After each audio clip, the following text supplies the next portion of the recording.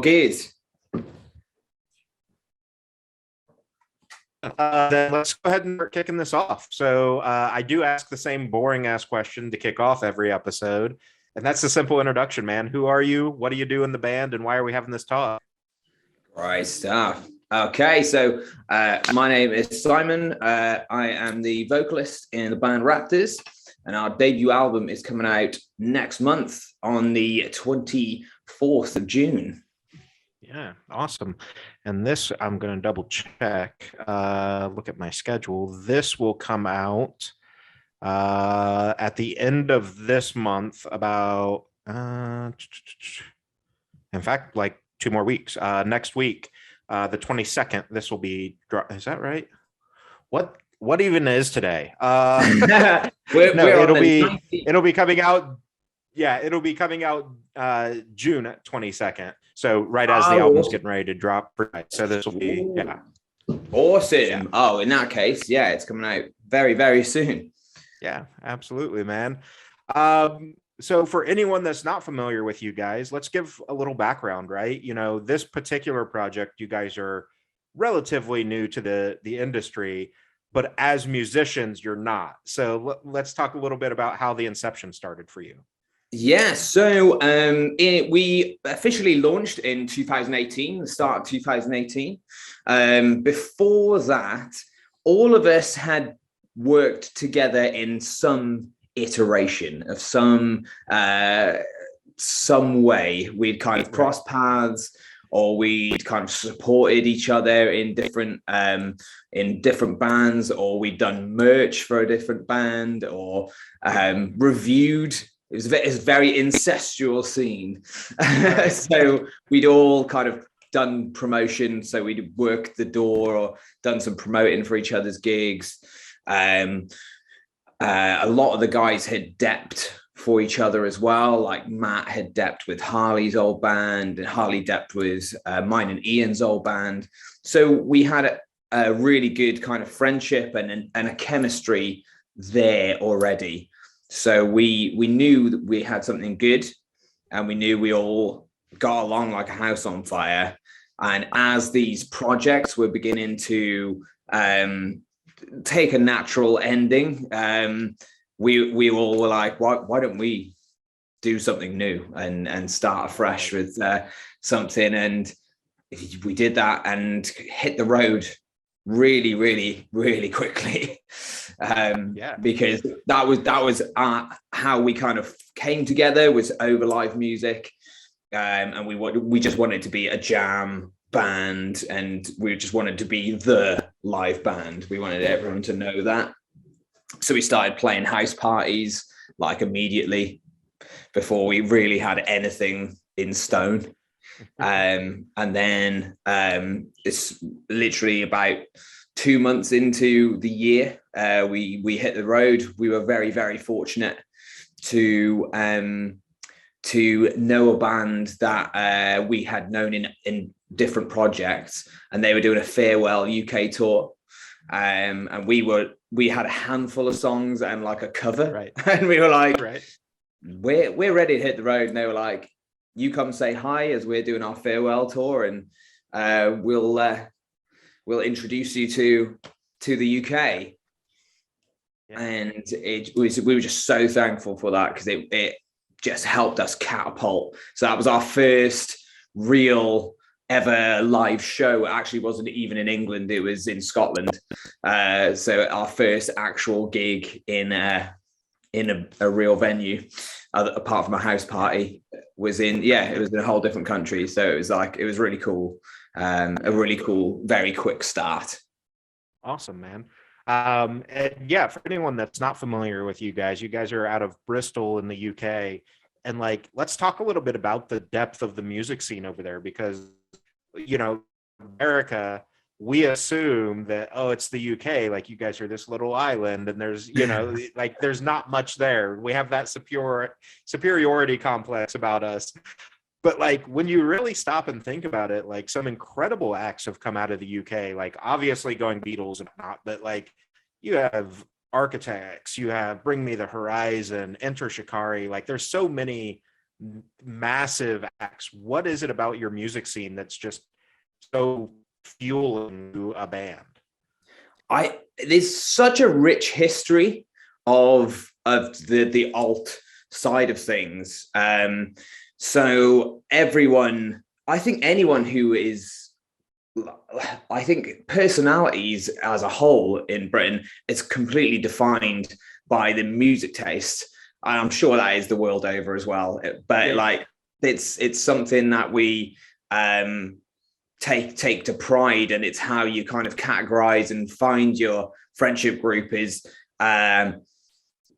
it's defined by music. And there's so much going on in the UK for such a, like as you say, like geographically it's tiny, right, but there's just so much going on, and from city to city, which is going to sound ridiculous for you in the States where it's so much more vast, but like right, the scene and the scenes in the UK are just mad, because in the space of like 100 miles, which is not really in the grand scheme of things much at all, it's just so different from city to city. And Bristol itself has its own personality, and you can come here and you'll kind of see some sort of trends, and then you go to a city just down the road.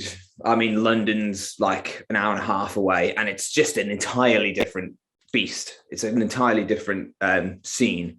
So it's really interesting, and it makes things really exciting. So tours can be like crazy because it just feels like from the north to the south, everything, there's just so much different vibes, different attitudes.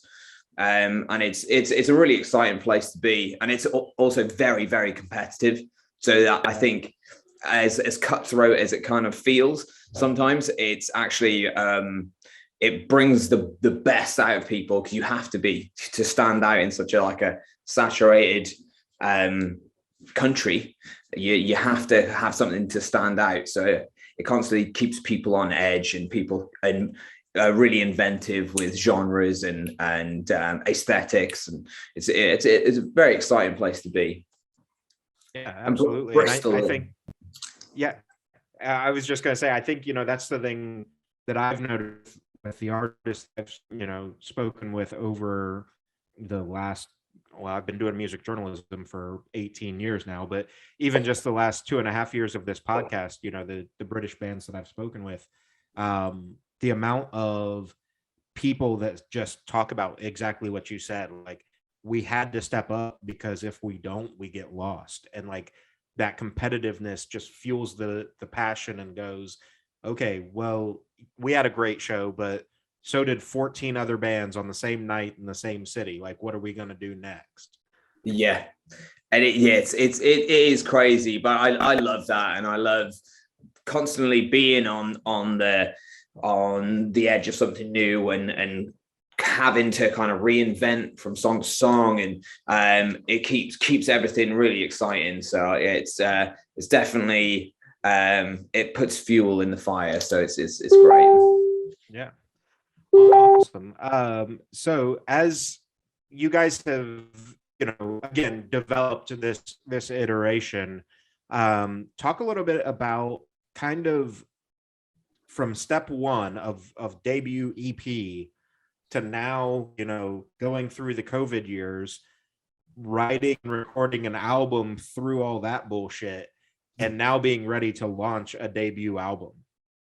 It's crazy, and it's crazy to think how we've really kind of made this situation kind of work for us, because, well, I mean, we had to. There was no stopping, and we started in 2018, and we just took every show that we possibly could for like the first year and a half. We released the EP in May of 2019, and then we thought we'd done a lot of shows in year one, but that was the catalyst. Then it was berserk. So from May until it was like October, November, we did we were touring constantly. We had shows every week. We were up and down the country, cramming in as much as we possibly could, just because it was that live energy that kind of really kind of bonded. That's how we were writing music, was at volume. And that kind of helped us kind of find our genetics as Raptors. It was that was how we kind of formed our DNA. And so we were plowing through, and then we had we threw our own festival day in 2019 for Christmas, which has become a staple since then. So our Xmas festival. So we did that in 2019 in December, and then started touring again immediately into January, February, and then COVID hit. So just kind of by the end of March, it was the world stops. Yeah, exactly. So fortunately for us, we had been building this momentum of writing, rehearsing, and then touring constantly. And we had actually planned for April to be a recording session for the start of the full length. So that was kind of in place already. Obviously that got delayed, but we had 5 songs to go, ready to go. And then as soon as lockdown hit, we were fortunate that the 3 of us lived together here in the Raptor pad.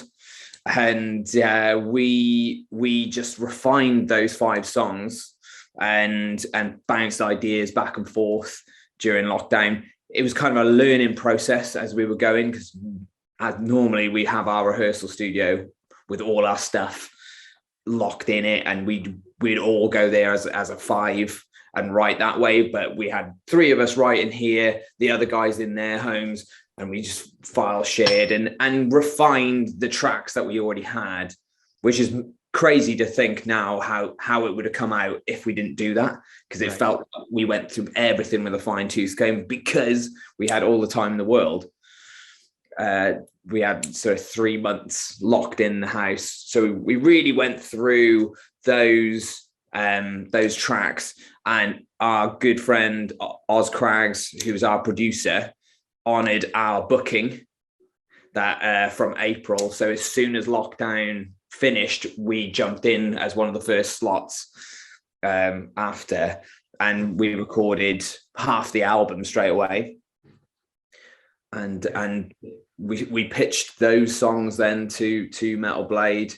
And well, one thing I did forget, actually, we had actually previously recorded You Me the Devil Make 3, and we released that during lockdown, which thankfully turned heads towards us, which really kind of helped the momentum keep going throughout lockdown, where everything was kind of stopping. We were able to kind of get something out there, and it was actually that song that helped us get noticed by Metal Blade and set that ball rolling.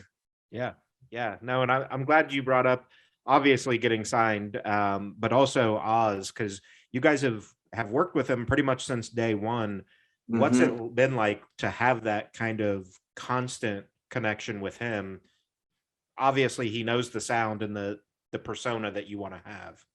He's essentially the 6th Raptor. He really is one of us.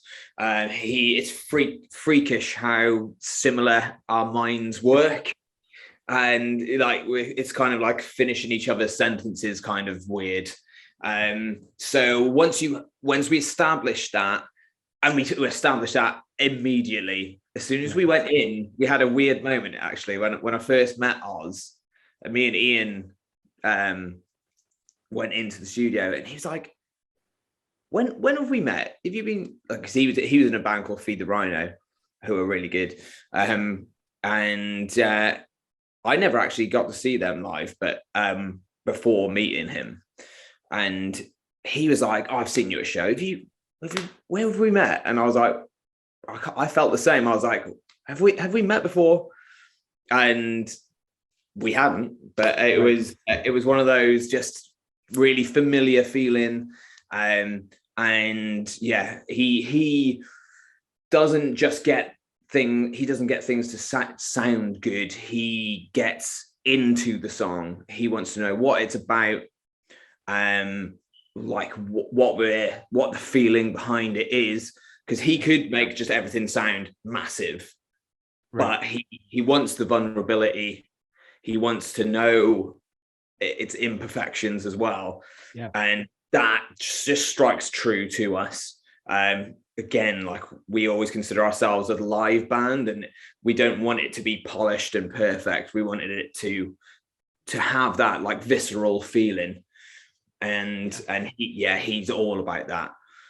Yeah, no, and I love that, because I think that also adds to the experience as a listener. So I've gotten to listen to the album already a couple times through, and I think having that visceral, like you said, the rawness to the music also plays into the emotion that you feel listening to the song and going, okay, I'm building a connection to this. Like, I get this. I feel that way. And it's a really cool concept, because like you said, mad props to any sound engineer, producer, because realistically, we could just cookie cutter everything and everybody could sound the exact same. Mm-hmm. That's it. You could just get what is the most perfect sounding, what's like Dolby, like just make it sound completely perfect. And that's just not the art of it. And you really, really do have to have a real ear for that. Like, he hears things that I just can't hear, and nor can the other guys, because there'll be takes where he's like, I'll be like, that's the one, perfect, and he'll be like, no, he's already deleted it, do it again. But vice versa, there'll be takes that I'm like, oh, the demo I did or the practice run that I did, I've nailed that. But he will want the one that, like, my voice cracks, or I'm like out of breath or something. Right. He will take that, and he just knows that's the one. And I'll be like, no, that's like making me cringe. Like, I'll be like, no, it can't be that one. And he's like, that's the one. That is the one. So to have that and to really capture that and the energy it's a whole skill, and I don't think you can teach that. No, I would agree. I think, with production, especially, and mastering and mixing, like, they have to be, I think a lot of people assume that they're not musicians themselves, like, oh, they're just playing with it in the computer or whatever, however they're tracking and everything. And it's like, but doesn't that take a better musician than maybe even the people playing it? To piece together these individual stems and go, well, that belongs here, and we need to do this to that to make this. Most people can't do that. They can play a guitar, but they cannot mix and master. No, there's just so many more moving parts. And to see those cogs turn in, it's like, to me, it's like the Matrix. I am very much I'm like a pencil and paper kind of guy. I like still handwrite all my lyrics, but like he's seeing frequencies and hearing things that it's freakish. And he'll not even look at the screen, and he'll be like, oh, there's something there, there's a frequency or something there, and then he'll look and he'll be like, that's what I meant. He'll look at like literally the sound waves, and he'll invisibly heard that. That's crazy. Yeah, that's insane. And for far too long, I thought I was too cool to wear earplugs at shows, so my hearing isn't what it should be anyway. So there's definitely no way I could do that. yeah.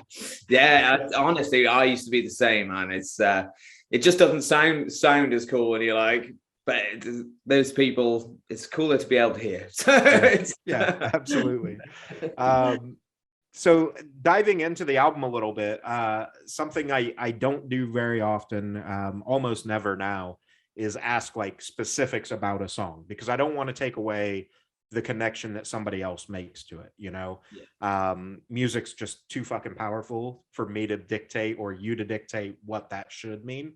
But you know, diving into the record, it's a very honest record. You know, you're very vulnerable with your lyrics, you're very real with your lyrics.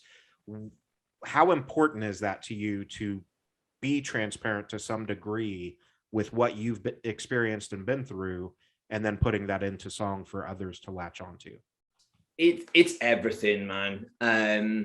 I've done other projects and have done stuff that I'm really proud of, but it was more fiction based, or it'd be like a story based. It wouldn't necessarily be about myself. And I had fun doing that, but there was like a connection that wasn't there. And I think people are emotionally intelligent. Sometimes I don't think people give themselves enough credit. Like I feel Right. like there's something there. You can smell bullshit when there's like we've got bullshit radars in our heads, and something might sound perfect and be really cool, but if it's coming from a different place, or just like a clever place, it doesn't ring true. And when we started Raptors, I decided, like, oh, we've had so much stuff, like it's freakish, like there's been so much sort of trauma, and we've had really awesome times as well. Like, Right. No one will throw a party like a Raptor party, but like but this is the scale, this is the spectrum of it all. And when there's so much non-fiction to that we've experienced, there we don't need to kind of think up stories. We don't need to talk about anyone else's stories. We've got so much in us. So from the off, it was like, okay, we're gonna tell this story. It's gonna be completely honest. If it comes across as raw, if it upsets, if it's jarring, then let it be, Right. because at least it's honest.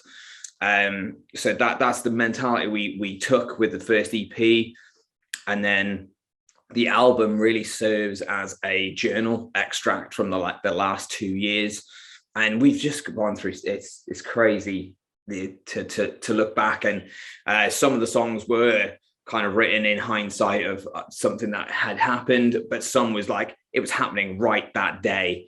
It was stuff that I was walking through town and that was happening, or it was something that had pissed me off online or something. And yeah, it was just whatever struck the nerve. That's what it had to be about, and whether it came across jarring, or if it rings true, it's kind of like throwing shit at the wall. Right. So that's it's the way it had to be. And yeah, it comes from quite a painful place at times, but that's all part of being human, and that's what we wanted to get across. And so that's how it came to be. Yeah, no, I love that. And I think the important distinction that I want to make, you know, like you said, like if it's a jarring, or, you know, maybe hits someone and it takes them back a little bit, like, you guys don't write as like a shock act. Like, it's not intentionally to like, oh, we're just going to be controversial and whatever. Like, this is real shit, and some of it's going to hurt, you know, like some of it's going to kick you in the face and make you realize like shit gets real. And I love that about this album. I do want to, you know, touch on a few of the songs. Like I said, I don't necessarily want to get into like, tell me exactly what this song is about, and, you know, what were you doing at that time or whatever. But I think there's some that I want to touch on, because you guys are such a awesomely weird blend of genres. You've got metal, you've got punk, you've got like just alt rock. Like there's so much genre fusion within the band that I think this album is, for people that don't know you guys yet, is going to be a really cool showcase to say, like, we've got range, and if you come along for this ride, you're going to find some cool shit. Well, thank you very much, man. That's definitely how we feel, and I'm super glad that it's come across to you that way. Yeah, absolutely. So the first one I wanted to touch on a little bit is the album, again, is going to come out just a couple days after this episode. So track number 2, Rock Bottom, is a stepping stone. I fucking love that title, because as someone that has battled mental health, depression, anxiety, and whatnot my whole life, like there's a lot of times that it feels like rock bottom is the end, right? Like we're at the bottom. This is where I live now, whatever. It's so easy to get stuck in that mentality. But this song title alone is that, let's change the perspective a little bit. Rock bottom's a stepping stone. Rock bottom allows you to get your feet back under you, get up, and move forward. Absolutely. That's what that title that came to me. That was again during lockdown, and that the title itself came from that mentality of feeling in the pits, and it was kind of trying to kind of have fun out of that, and it kind of really kind of painted a picture in my head. I was like, that's got to be the song title, and from there the story of that song kind of just evolved from a very different place. But it was an incredibly fun but quite kind of a frustrating song to write as well. Yeah, I think sonically it's one of the more unique songs on the album, in the sense that at least for me, I feel like I pick up on hints of all of you guys, like the guitars are just a little bit different than the drums as far as like what styling they really are and things like that. And it's that blend of everything together, and it's still telling the same story. Absolutely. That one, to me, I'm sure if all the guys were here, we'd probably have something very, very different to say. But to me, that song is like quintessential Raptors. If someone was to say of that, like if you could play someone just one song from the album, that to me it would probably be Rock Bottom, because that to me it strikes a nerve, and it's that visceral live kind of feeling. To me, that song's the most. We started playing that live as soon as we'd written it, basically, and I was just like, one of those songs I'm just like, this has to go in. No one's going to know it yet because it's not going to be released for absolutely ages, but we got to play it. And yeah, it definitely hits. It hits hard. Yeah. Another one, pull my list back up here. Another one that I wanted to touch on is Demons in My Headphones, because again, there's so much going on in this song, dude. So I should tell you, like I try to do it at least 2 times, but as often as I can, I listen to an album straight through. Like I'm a stickler. At least the first 2 times I listen to it, it has to be front to back. Amazing. So yeah. So usually the first time is that kind of surface level listen where I'm just, okay, what grabbed me, what made me pay attention, whatever. Second time you start digging into lyrics and things like that.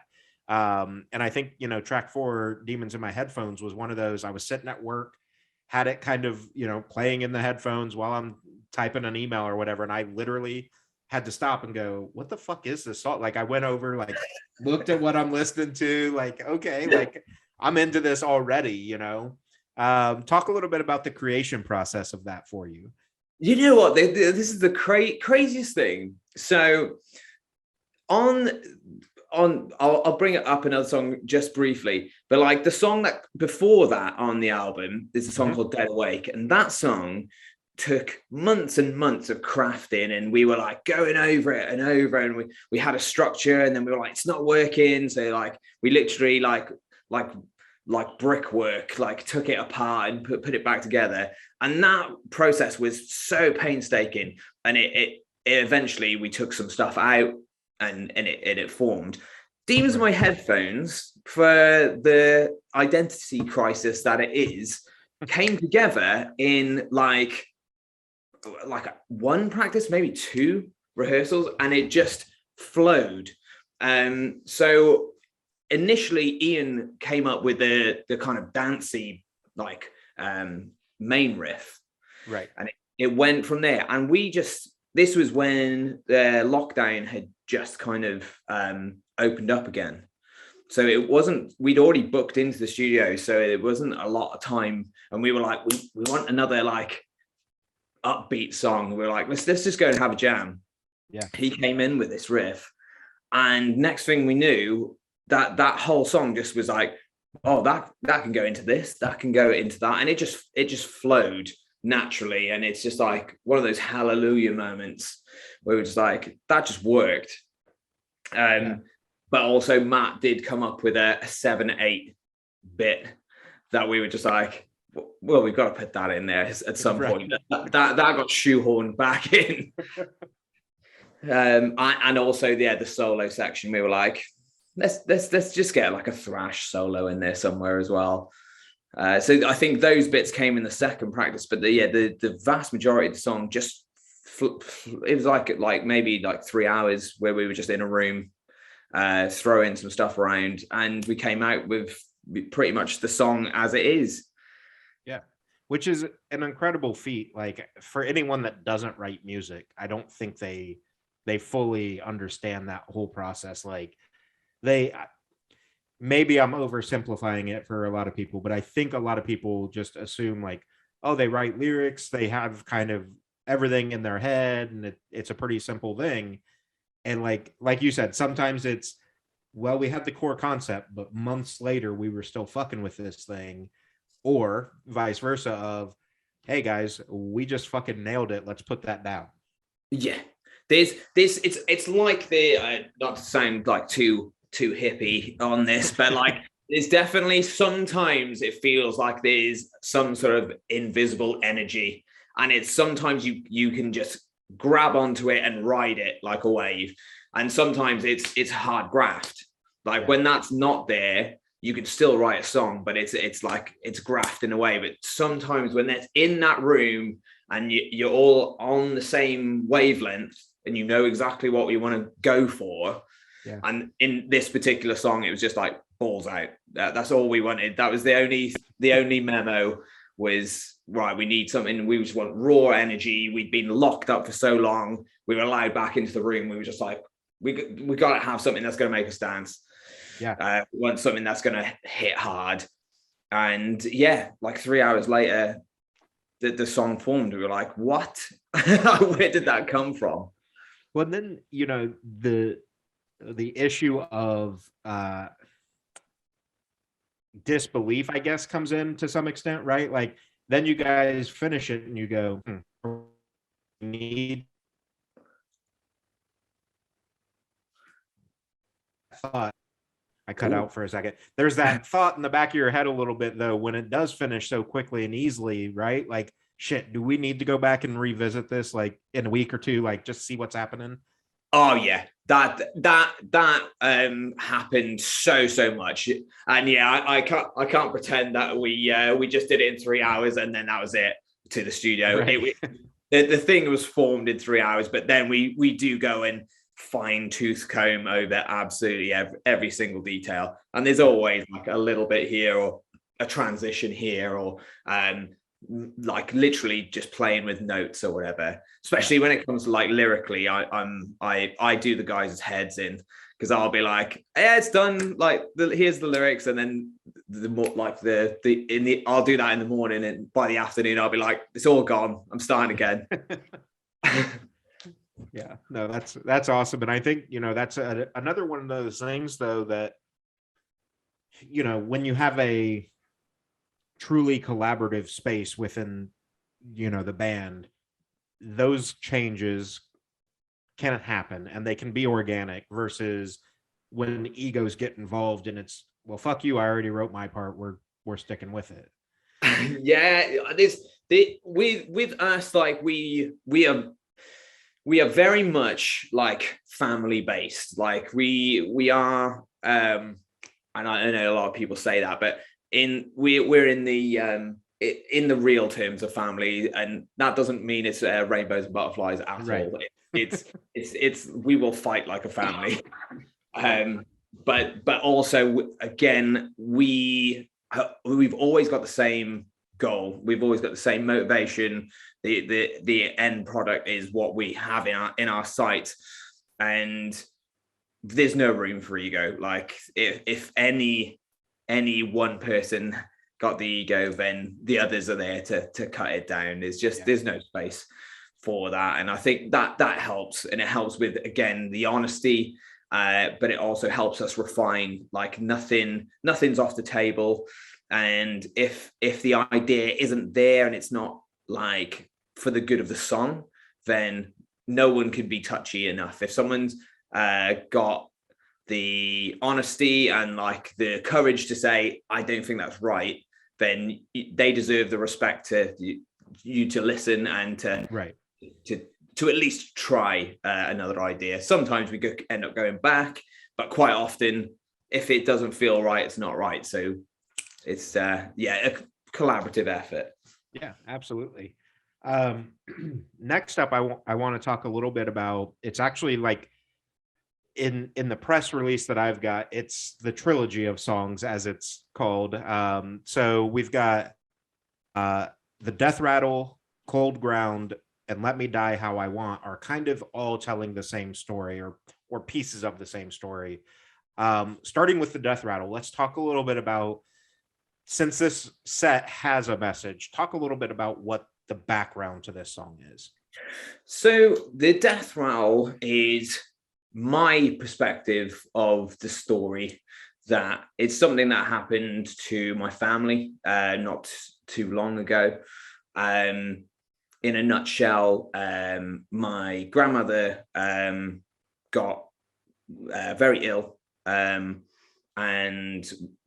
was essentially told she didn't have a lot of time left, but miraculously kind of got told a month or two later that she was likely to survive.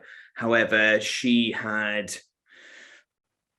seen death essentially and couldn't get past it, and it took a very bad turn on her mental health, and she took her life into her own hands, should we say. So that deeply affected obviously the whole family, and actually it took the biggest toll on my granddad. They were obviously still married at the time, and soon after he passed, literally just because his life kind of fell away. And from that chain reaction of that, I kind of lost the plot for a good while afterwards as well. So the Death Rattle is the kind of 6 months after that happened, and that was my kind of interpretation of it and my reaction to this loss, which was self-destructive, to say the least. So that I think has the energy and the kind of the feeling of the Death Rattle was definitely the more chaotic side, and I just kind of lost touch with reality for a little while, and I felt like the song needed that, because it wasn't necessarily, obviously there was grief and there was deep sorrow, but I kind of covered that up with partying and trying to live double speed, because I just didn't know how to handle it. It wasn't the most mature way of dealing with it, but I just didn't know how to, and that's kind of how I went about it. So that kind of feeling of feeling like you're going to spin off the tracks is what we needed to capture in that song. So that's why that song, even though it's part of the same story, that song's very different in terms of it's a bit on the wilder side. No, it's the term I'm going to use is it's a turbulent song, right? Like there's a lot of disruption throughout. And I think anybody that's experienced a close loss. So, you know, I lost my brother to suicide 4 years ago now, and you know, same thing. Like,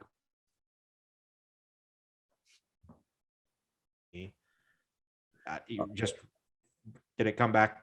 Yeah, No, no, you're good.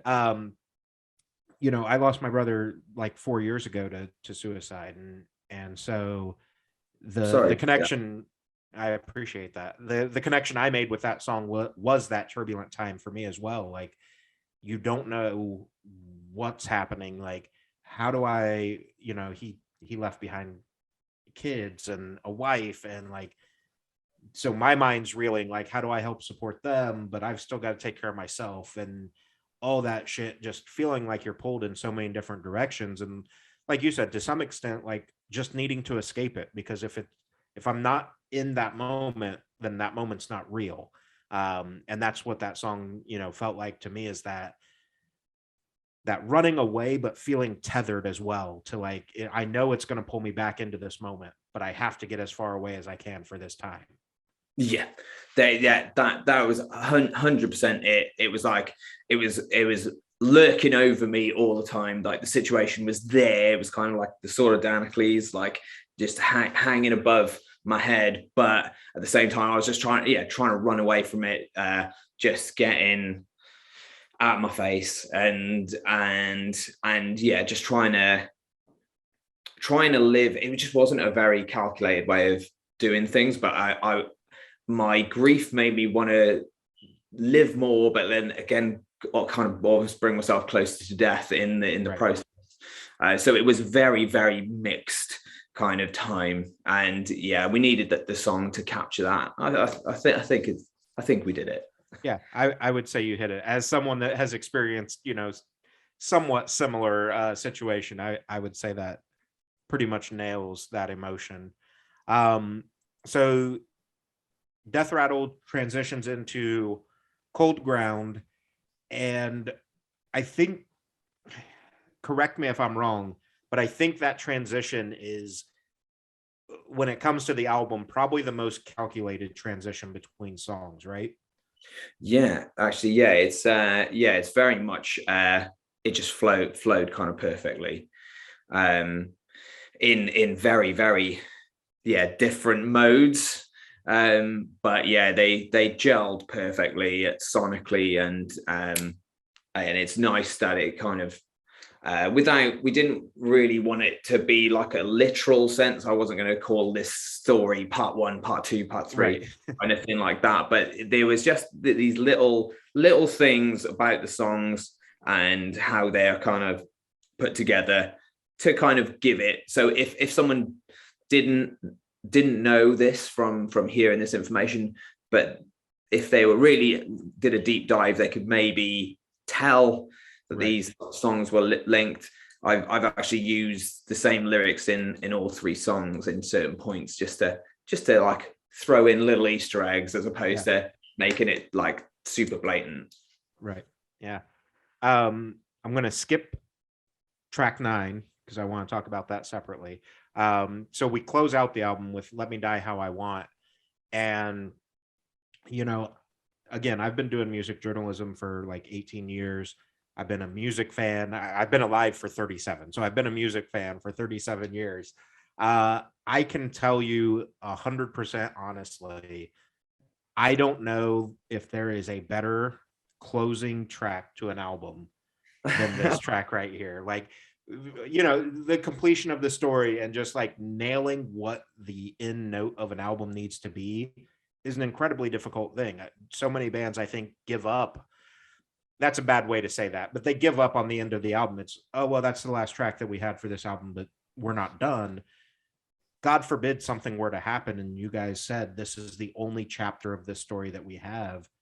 This is the perfect end of a book for this album. Oh, thank you so much, man. That warms my heart to hear that, because we felt like when we were doing it that it was almost like a risky thing to do. We're obviously on on a label like Metal Blade, we were like, there's probably going to be a certain expectation of how it should be. And the songs that we had before the album cycle, they were all very much like the 100-mile-an-hour kind of vibe. But we just felt like this had to be the way we ended this album. And as we were writing that song, we were like, yeah, this there was no qualm about it. It was like, that's the closer. However many tracks we come up with, whatever comes before, this needs to be the closer. Yeah, no, and like I said, I truly think you guys nailed it, because it is unexpected, you know, listening to the album, listening to your previous catalog, things like that. Like you said, the appearance with being on Metal Blade Records, like when you hear the closing track, you're a little bit taken back with, wait, like what's happening, you know, like is this kind of the same thing? But again, like when you give it the time that it deserves, you realize like, oh shit, like they just closed this particular chapter and we're ready for, you know, let's move forward with the next thing.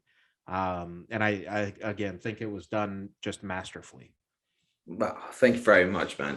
It's that really does mean a lot, because it is the storytelling, and that means a lot to us. So the fact that you get it, it really kind of rings. It speaks volumes to me. So thank you very much. Yeah, absolutely. And now I want to touch on track 9. You know, we talked a little bit about this before the actual episode kicked off. So you guys just released the video for The Frail.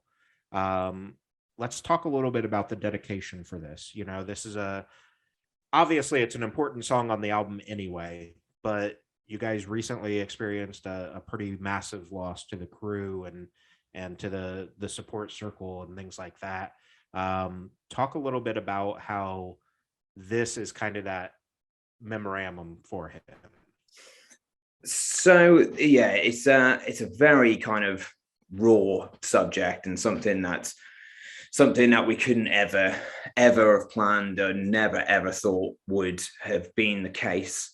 A very, very unfortunate, untimely loss of a close friend, but also a family member, Ian's brother-in-law, and yeah, someone who's been in our support circle for before the band even was a band. We'd known Ryan for the best part of a decade, and we were good friends first, and he was always a champion for us from the start, and our previous projects, and not just us. He was champion for the Bristol scene, the alt scene.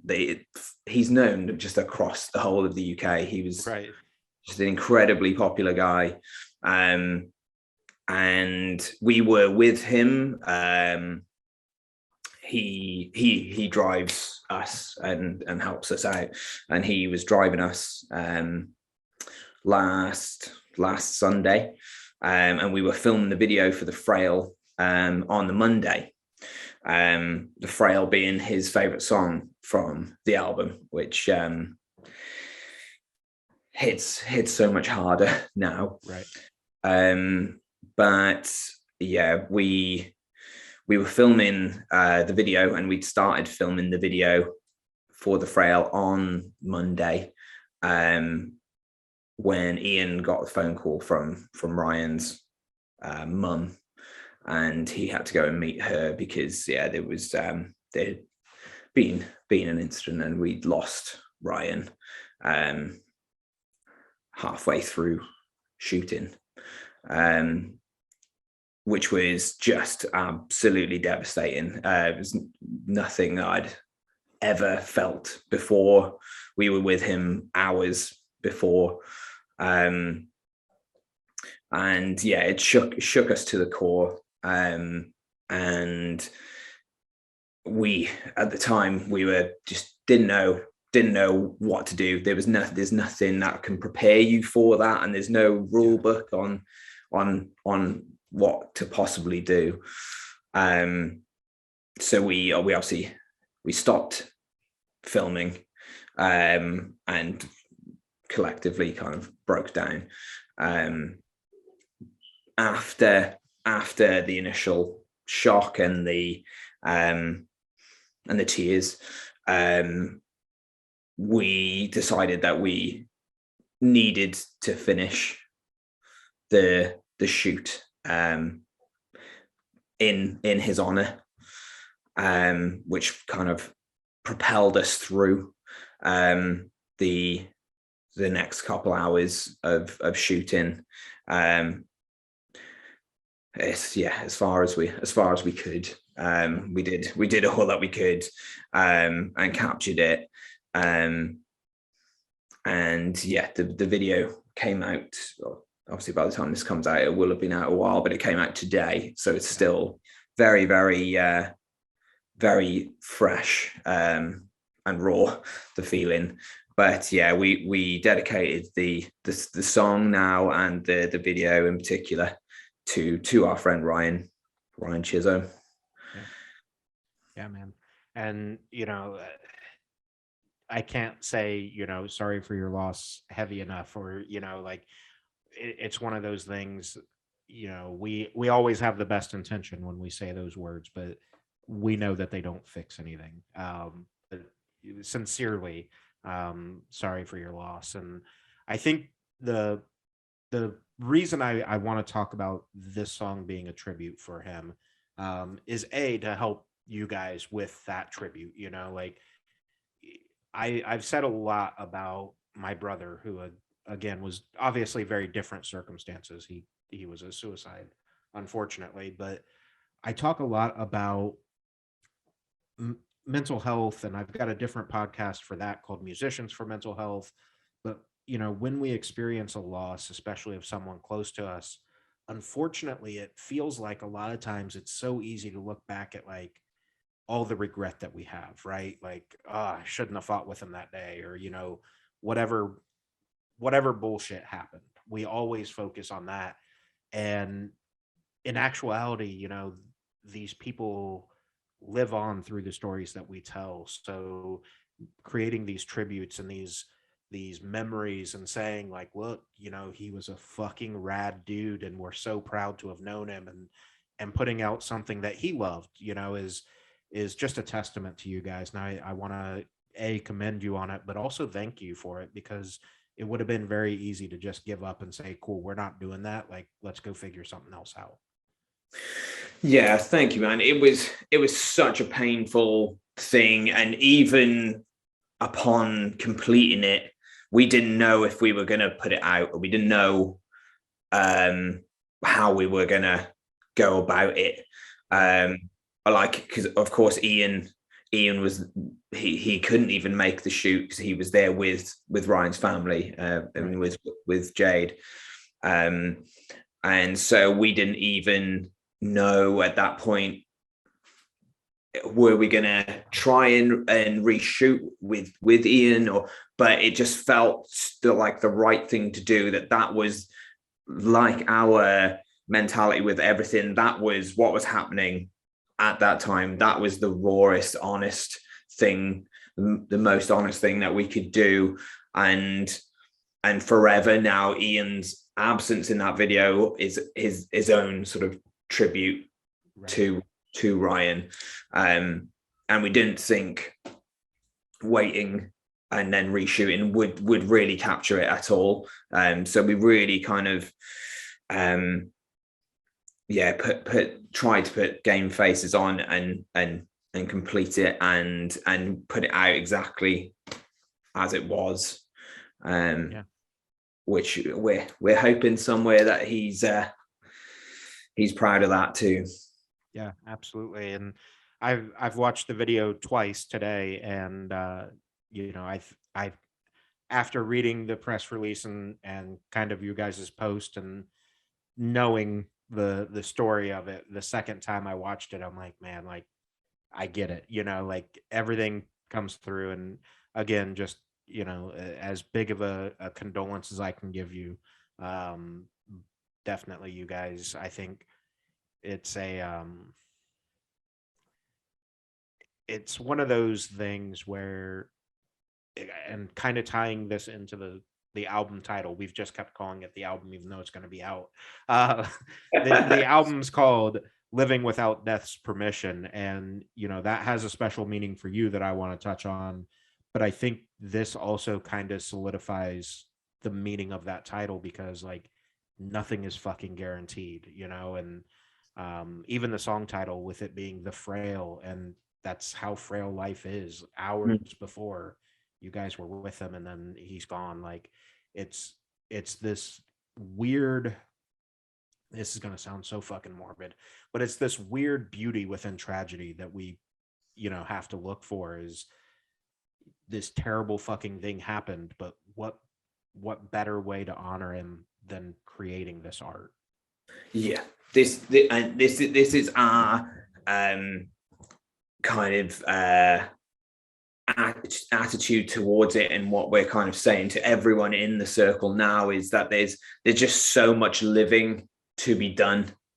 Yeah. And as heavy as our hearts will feel, for now it's more to keep up and to stay up, for his sake, and to do it for him. Now we have to live for him and for everyone that we've lost. And yeah, as you say, there's a beauty in that we have to. It's a duty now to do it, to live, and to live as vastly and as well as we possibly can. Yeah, absolutely. So let's dive into the title a little bit and its meaning to you. So the album's called Living Without Death's Permission. And this is something that you kind of came up with after a very tragic situation involving yourself, right? Yes. Yeah. So this was a near fatal accident that I had in a car, where I was told, on the words that you like to be told, but I felt very lucky after hearing them. I was told I should be dead.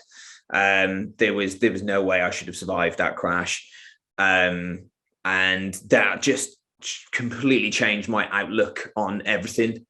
And with, like, I was trying to explain, it's like I'm living on borrowed time. I kind of pictured like the old school horror, like Final Destination, where if death was a person, I'd be living without their permission. So that's where it came from, because that's how it genuinely has felt, and it's the kind of way I look at things. And it's a constant reminder for me that if there's something tiny nagging at me, let it go. If there's a grudge, squash that beef. But equally, if someone is pissing you off, say it as it is, because life is short, and we're being constantly reminded of this.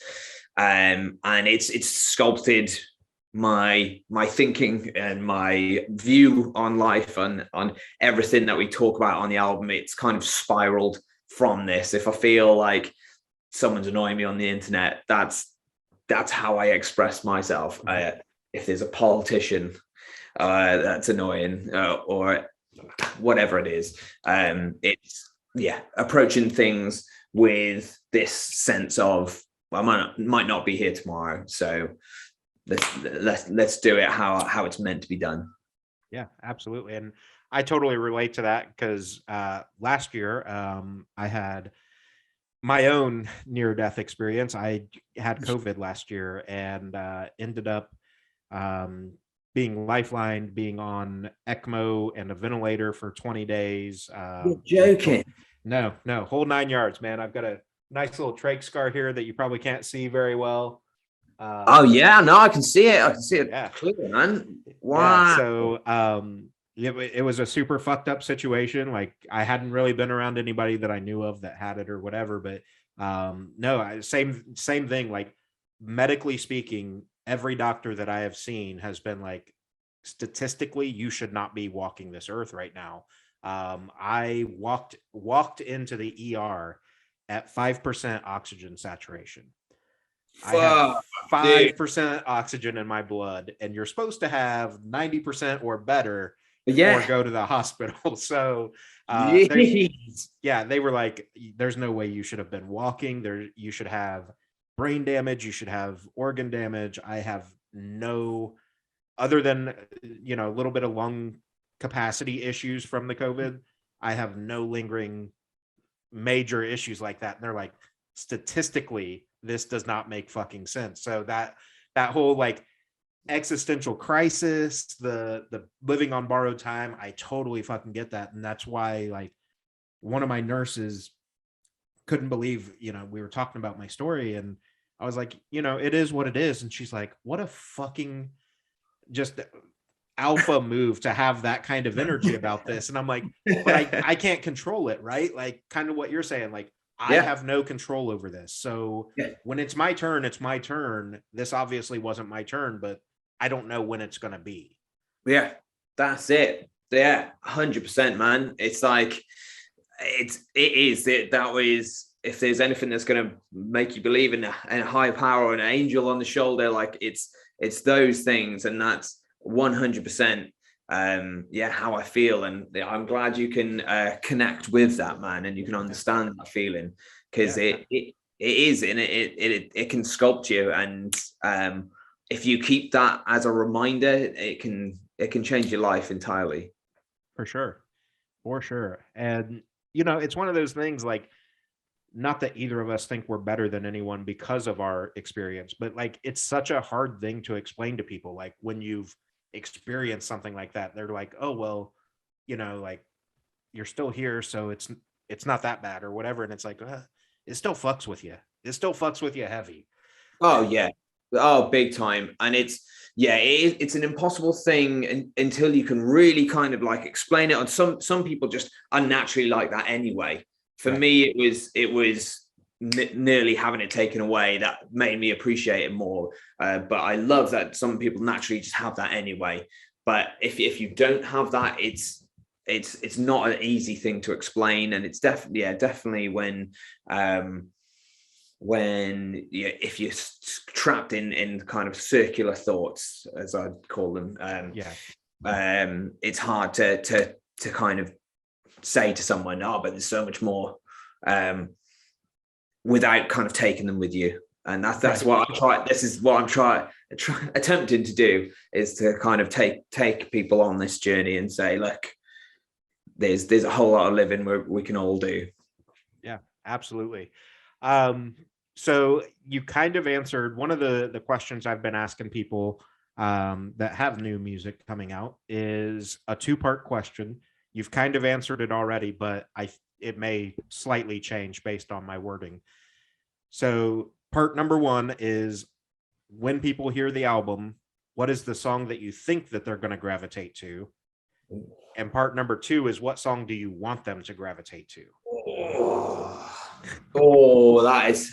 That is a tricky one. I think people will gravitate to. It's tough. It's if they haven't heard it at all, right?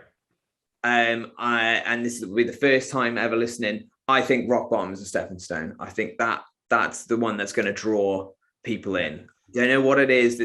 There's an energy about it, and I feel like that's the one. What would I want them to? I would like people to gravitate to, I think, the Death Rattle. I mainly because that enables us to get even weirder. If everyone loves Rattle, that means album 2 is going to be absolutely haywire. Yeah.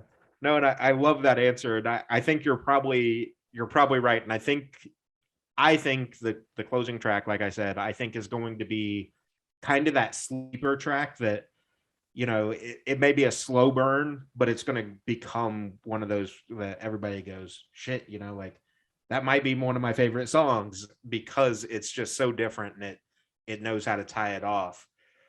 So again, this episode's coming out just before the album. So whatever you're allowed to talk about or not allowed to talk about at that point, what does the rest of 2022 look like for you guys? So, in a few days' time, we'll be having the album launch party here in our hometown of Bristol. So that's I'm hoping that it's going to be the carnage it deserves to be, because it's just been such a long time coming. It's felt like a long time working on this album, so can't wait to get that out and to launch it properly. We will then be, I think it's safe to say we'll have announced this by now, we will be doing a UK tour soon after that. Yeah. So we shall be getting to visit up and down the country and playing a whole lot of new tracks for everyone in the UK. As far as other shows, I don't think we're going to have anything that we'll be allowed to announce till after that. That's fine. Yeah, I don't want to get you in trouble, you know. That's I'm not gonna get shouted. No, but we'll put it this way: there are plans for additional shows coming up. There's so much new material, so we want our aim is to see absolutely everyone everywhere. So that is our promise is to get absolutely everywhere that we can, and it is tour. That is the major plans now. We want to come and create some noise with everyone. Awesome. Yeah, and I think this album is going to be one that, as you tour on it, like, again, anyone that listens to it, because of the way that it's written, with that rawness and those little imperfections that people can find, it's going to translate into the live show, and they're going to be able to go nuts. 100%, man. I just can't wait to do it. I cannot wait. We've been sitting and we've been hammering these tracks out in our studio, and we're just like, I want everyone to hear this. So yeah, we can't wait. And yeah, hopefully everyone's gonna feel it. They're not just gonna hear it, they're gonna feel it. Yeah, absolutely. And then the last thing I've got for you, obviously I'm going to tag all your socials, but where can people find you guys online? What's the best way to interact with you? Things like that. Hit us up on all our socials. We are everywhere now. We've got our Instagram, Facebook, TikTok, Twitter. It's all RXPTRS. We've got raptors.com. We've also got Bandcamp. Hit us anywhere. I'm connected to all of them, and right. whatever your chosen poison, hit us up there. Awesome, man. I appreciate your time so much, dude. I'm looking forward to those things we can't talk about when you come over to the States in the hopefully nearish future, because I'm definitely going to try to get out to a show, because I can't wait for this to be live. Dude, let's do it. Let's hook up on your side of the pond. I'll look forward to that. Absolutely, Simon. I appreciate it so much, dude. I'll let you guys know, obviously, when this goes live and everything, but stay safe and just fucking kill it, man. Oh, thank you so much. And thanks for having me, dude. This has been awesome. Yeah, not a problem, man. Anytime you want, you just let me know and we'll set something up. I'll hold you to that. Awesome. Have a good night, man. You too, dude. Take it easy, man. You too.